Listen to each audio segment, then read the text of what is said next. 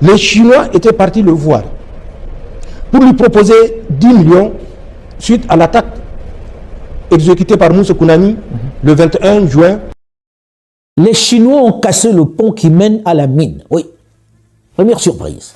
Donc, pas moyen d'accéder à leur site. En plus, ces soldats qui sont venus nous attendre et qui travaillent pour eux n'ont aucun moyen de déplacement. Des pipelines qui drainent les minerais bruts creusés directement sur les bateaux. Pas de centre de triage, pas de zone de contrôle. Les minerais creusés sont directement versés sur les bateaux à quai. Pas de tri. Une fois les bateaux remplis, ils peuvent partir en toute tranquillité.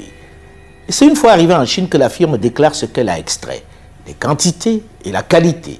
Cette pratique dure depuis des années. Nous avons dit mieux à l'ambassadeur quand ils se sont engagés dans des négociations en septembre-octobre avec Salah, Mahmoud Salah, oui, qui a été pris le 22 février par les forces armées libyennes. Libyennes, c'est ça.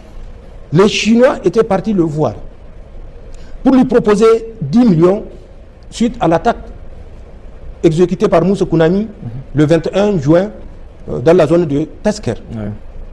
Donc ils sont partis le voir pour lui dire: nous vous proposons 10 millions de dollars pour que vous ne vous attaquiez plus à nos infrastructures. Ces 10 millions de dollars devaient transiter à Paris par l'intermédiaire d'une dame qui est docteur Mena, je ne la connais pas. D'accord. Elle se connaît, peut-être les Nigériens aussi la reconnaissent ou la reconnaîtront. Docteur Mena qui va servir de point focal en liaison avec les Nigériens qui sont en fuite et réfugiés entretenus par l'État du Nigeria. Ouais. Mahmoud Salah fera le mouvement.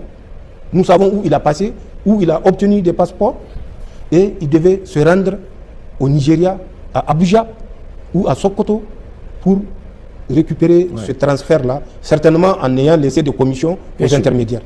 Nous avons appelé l'ambassadeur et j'ai dit au ministre d'État, ministre de la Défense, de l'appeler pour lui dire que nous sommes au courant et que si notre coopération doit continuer, il faut qu'il s'assure que ces virements-là ne soient pas faits. Ouais. Ils l'ont suspendu, mais c'est suspendu, je l'ai dit, suspendu. Ouais. Et je dirai pourquoi. Le 1er mars, il y a eu un autre contact qui a été pris. Pourquoi? Parce qu'il y avait un Chinois qui a été enlevé par le même groupe de Salah et autres, Moussa Kounani. C'est ça. Nous avons suivi les Français qui étaient en train de planifier cette opération. Nous avons là également appelé l'ambassadeur de la Chine pour lui notifier